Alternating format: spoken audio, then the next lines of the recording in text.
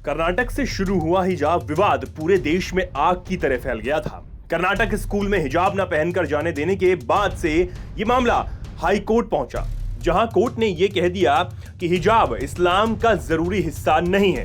जिसके बाद अब ये मामला सुप्रीम कोर्ट में है। लेकिन इस मुद्दे पर एक बार फिर अब ओवैसी ने राजस्थान जाकर बयान दिया है। जयपुर में हिजाब विवाद पर ऑल इंडिया मजलिस-ए-इत्तेहाद उल मुसलमीन AIMIM के नेता ओवैसी ने कहा कि हिजाब मुसलमानों के लिए एक आवश्यक धार्मिक प्रथा है और सांस्कृतिक पर हमारा अधिकार है।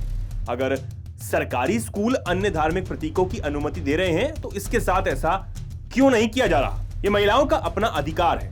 महिलाएं सिर पर कपड़ा पहन रही हैं, दिमाग पर नहीं। उन्होंने कहा कि हिजाब पहनने वालों को रोकना नहीं चाहिए, किसी के अधिकार को रोकना गलत है।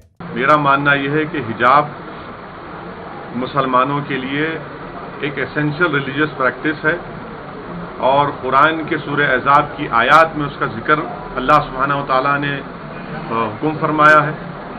तीसरा यह है कि ये हमारा राइट टू कल्चर भी है, आर्टिकल 29 का हिस्सा है हमारे लिए और इसका भी हमको प्रोटेक्शन मिलता है। और चौथा यह है कि हमारा देश एक मल्टी डाइवर्स और मल्टी कल्चरल कंट्री है, तो हर एक जगह पर एक कल्चरल प्रैक्टिस होती है। तो और पांचवी बात यह है कि अगर दूसरे रिलीजियस सिंबल्स को स्कूल्स में अलाउ किया जा रहा है, गवर्नमेंट स्कूल्स में, तो ये भी एक, तो इसको क्यों अलाउ नहीं किया जाता है? और महिलाएं जो है, अगर कोई मुस्लिम महिला, ये और एक चीज, ये राइट टू कॉन्शियस भी है, ये संविधान में हिस्सा है। अगर कोई अपना डिसीजन लेकर पहनती है या कोई नहीं पहनता है तो उनको हक हासिल है। अगर कोई पहनता है तो भाई वो सर पर कपड़ा पहन रही है, अपने दिमाग पर नहीं पहन रही है। और आपको बड़ी फिक्र है, नहीं ये बड़े इससे बैकवर्ड होता है। भाई कभी देश में कोने कोने में जाकर देखो, और अगर कोई हिजाब पहनकर आ रही है लड़की, उसको क्यों रोकना चाहते हैं आप? किसी का राइट हम छीन रहे हैं क्या?